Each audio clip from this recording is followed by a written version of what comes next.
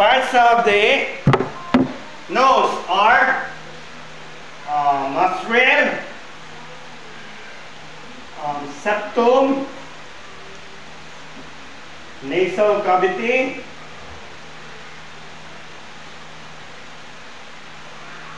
mucous membrane,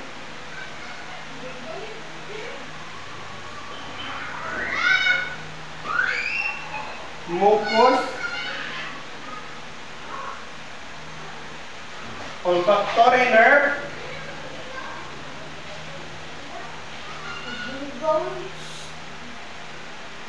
olfactory epithelium,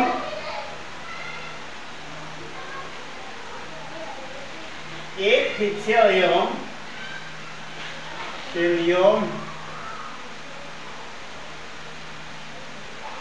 of olfactory bulb.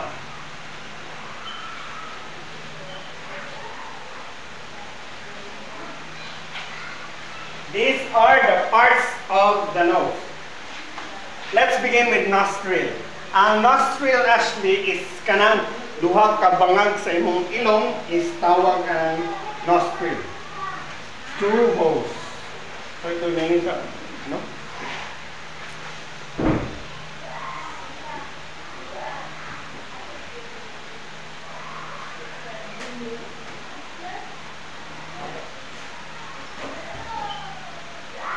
Kanang two holes ni siya sa imong ilong, which is ang nostril. Ang septum, kanang tunga sa imong nostril or duha ka bangag sa ilong is kanang nasa tunga that separates the two holes. Ang tawag kana is septum. Separates the two holes. The two holes. Ang nasal cavity. Ang nasal cavity is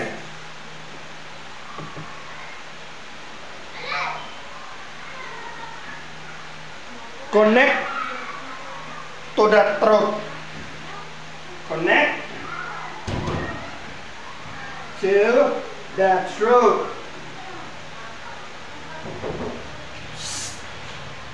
Ang mucous membrane is kanang sulod sa imong ilong is what we call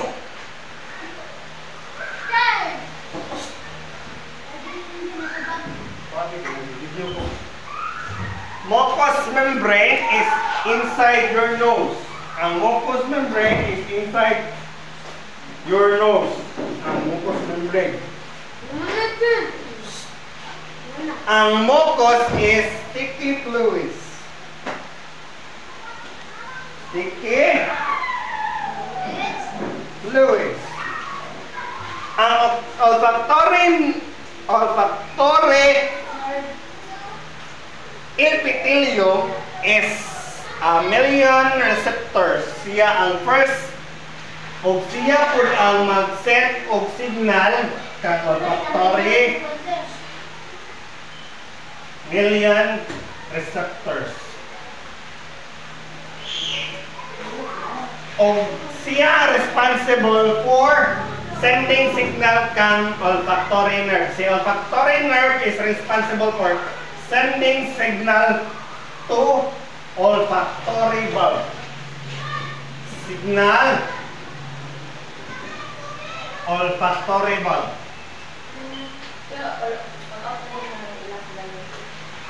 I-open sa kanina, Bishop. Sending signal to the brain, say olfactory bulb. Sending signal to the brain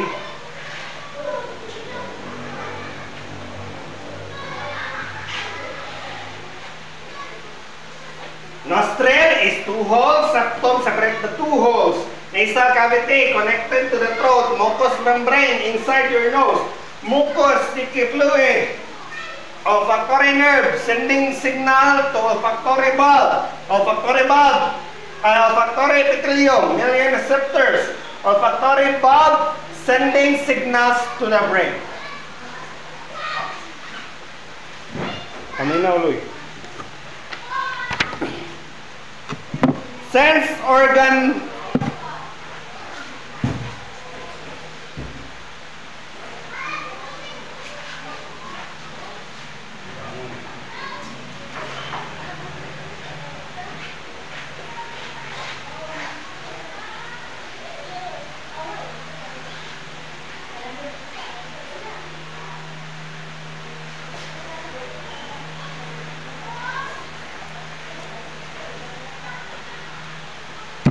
Sense organ for smell.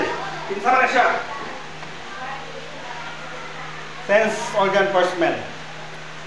Nose. Nose and sense organ for smell. How about these are the small hairs that trap dust and dirt and germs. Cilia. Smallest hair of the human body is cilia, what we call cilia.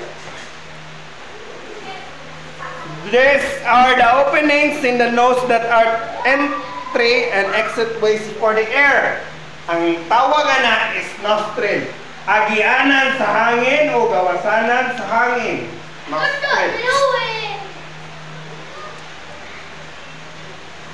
Sense organ for taste. Unsa man siya? Tongue. Tongue. Sense organ for hearing. Ear. Ang for kana makadungog ka, ang gamito na to is ang dunggan. It vibrates as it receives sounds. Unsa na siya? Eardrum. Very good.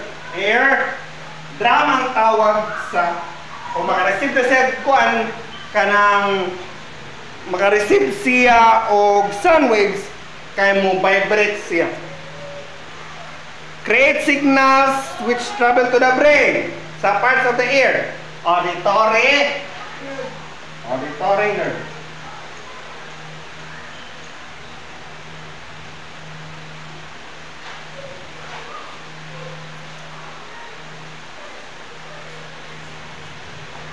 This is the smallest bone of the human body. Stirrup. Stirrup ang tawag sa pinakagamay. Ang pinakagamay na bone of all the human body is stirrup. Nose is sense organ for smelling. Cilia is the smallest hair of the human body. Nostril, two holes that kanang duha ka bangag sa imong ilong o kuan siya entrance sa hangin o exit sa hangin. Sense organ for taste is tongue. For hearing is ear. O maka-receive og maka-receive og sound waves nga mo vibrate is eardrum. Responsible for sending signals to the brain is the auditory nerve. Ang smallest bone of the human body is stirrup. Composed of auricle, ear canal, and eardrum is what we call outer ear. Outer ear.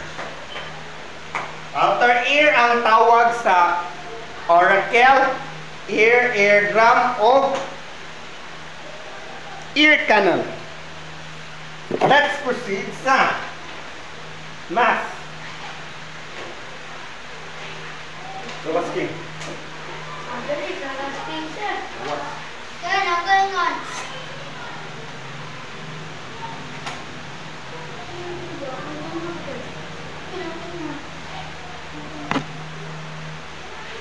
Let's proceed sa math.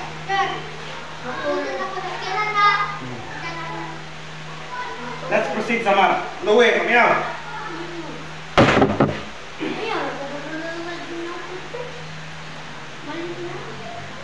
For example, a farm measure 198 by 368. Kung saan na siya? I-times mo si 198 o si 368. Pila answer? For example, Louie, 8 times 8. Dali. 52 times 52. Mali. Ganit.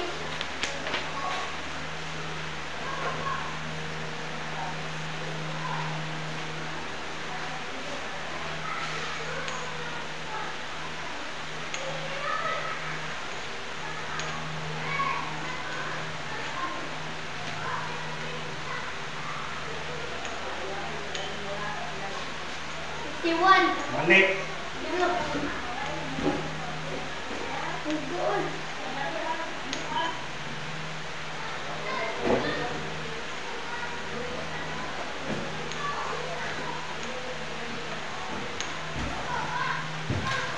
Pila?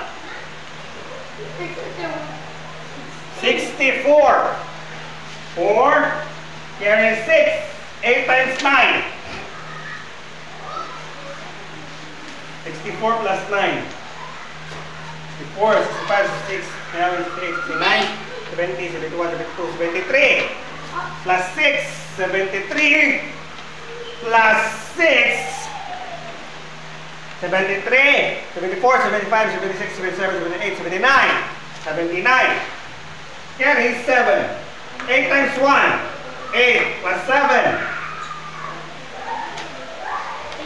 15. Isulat pa na ko tanan. Isulat ta tanan kaya wala na ilaing number nga 8 times.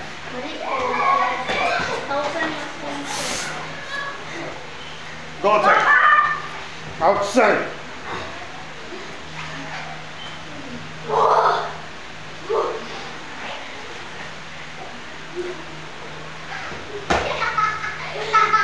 Ay, isa. Hawak. Gawas.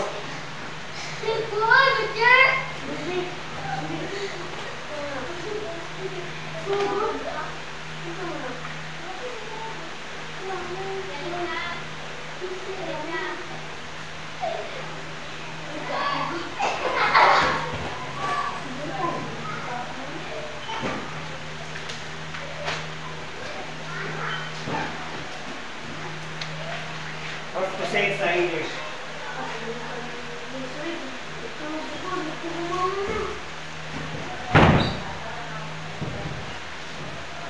Let's proceed. English. Last time. Unsay tawag sa naa sa Hospital Louie? Doktor. Doctor. Very good. Doctor ang naa sa hospital is doctor. How about sa bakery? Baker. Baker. Ang naa sa bakery is a baker. Next, sa school. Teacher. Teacher. Very good. How about sa church? Sa simbahan. Priest. Priest or pare? Ang English, usa na English na ng operator. Priest. How about fire station? Fireman. Firefighter. Fire Fighter. fighter. How about sa clinic? Not I want. Nurse. Not. How about sa bank? Bank. Bank. Banker. Bank. Banker ang tawag na sa bank. How about sa restaurant? Sa may nasa restaurant? Kanating luto. Cooker. Palagi ko How about sa police station? police. Ha?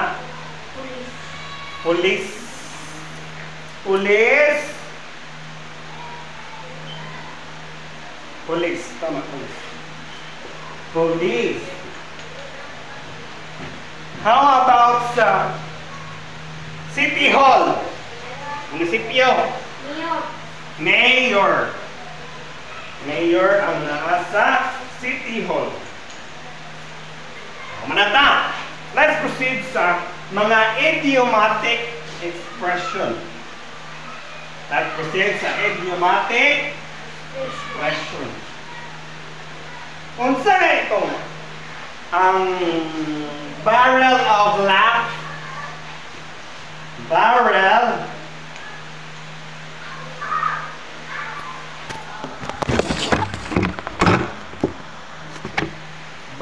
of laugh. Unsa man siya? Someone who is very funny. Someone who is very funny. Last one na lang ni Louie. How about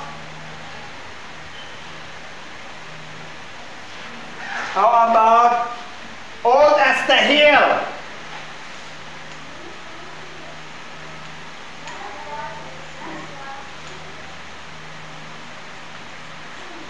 Old as the hill. Sorry, sir.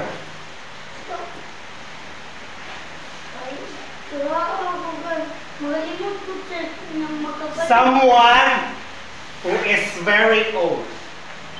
Someone who is very old.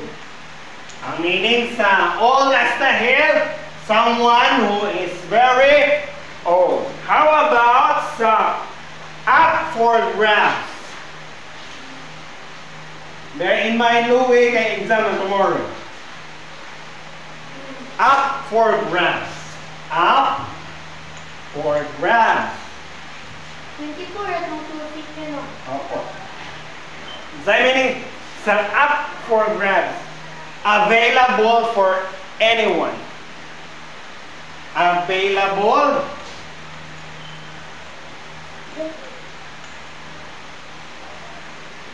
for anyone. How about break a leg? Break a leg, dili i-break imong liog ha. Break a leg means break means ang break a leg daw meaning niya is good luck. For example, tomorrow may ako, Louie, break a leg. Unsay pasabot sa break a leg? Good luck. Very good. How about round the bend? Round the bend. Unsa may round the bend?